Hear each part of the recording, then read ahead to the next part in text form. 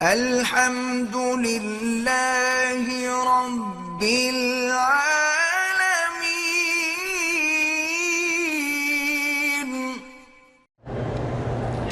بدعت یہ ہوتا ہے کہ دین میں کوئی نئی بات نکالی جائے، اور شرک یہ ہوتا ہے کہ اللہ کی توحید کے خلاف غیر اللہ کو پکارا جائے اور غیر اللہ سے مدد مانگی جائے اور غیر اللہ کے نام پہ ذبح کیا جائے۔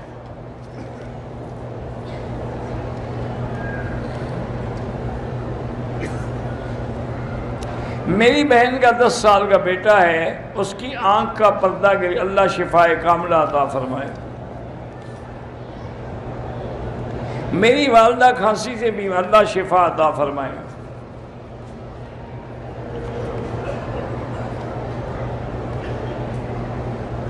بہرحال آپ جو بھی خواب دیکھتے ہیں، اگر آپ کو خواب برا لگے تو کسی کو بتایا ہی نہ کریں۔ حضور پاک نے ہمیں درود وہی سکھایا ہے جو نماز میں ہے، اور سلام بھی وہی سکھایا ہے، السلام علیکم ایھا النبی ورحمۃ اللہ وبرکاتہ۔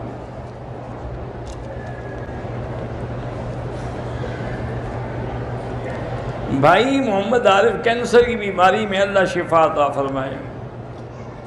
دیہات میں جمعہ نہیں ہوتا، جمعہ وہاں ہوتا ہے جہاں بڑا قصبہ ہو، بازار ہو، دکانیں ہوں۔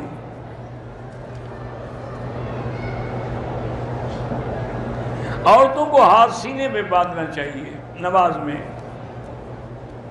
مردوں کو ناف کے نیچے۔ ہم عمرے کے لیے پاکستان سے آئے، جمعہ نکل گیا، جمعے کی نماز قضا ہو گئی، اب آپ ظہر کی قضا پڑھیں گے۔ مسافر پر جمعہ ہوتا ہی نہیں، قضا کیا ہو گیا؟ نفلی طواف میں آپ خوشبو لگا سکتے ہیں، عمرے میں نہیں لگا سکتے۔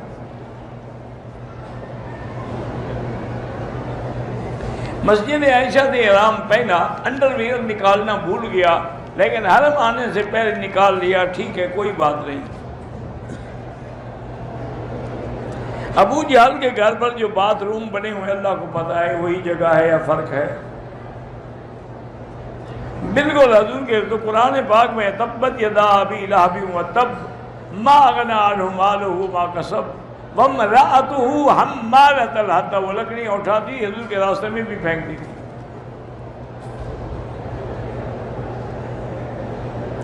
اگر صدقے کا بکرا ہے تو خود کھا سکتا ہے، دم کا بکرا نہیں کھا سکتا۔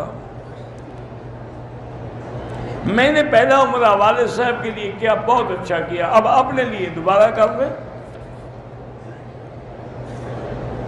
حرم میں نیکی تو 1,00,000 لکھی جاتی ہے، لیکن گناہ 1 کا 1 لکھا جاتا ہے، لیکن وہ 1 گناہ بھی برباد کرنے کے لیے کافی ہے۔ مطاف میں اگر نماز پڑھیں گے، جتنا کعبے کے قریب ہوں گے اتنا ثواب زیادہ ہے۔ عمرے کے دوران کندھا جو ہے 7 چکروں میں نکالنا ہے۔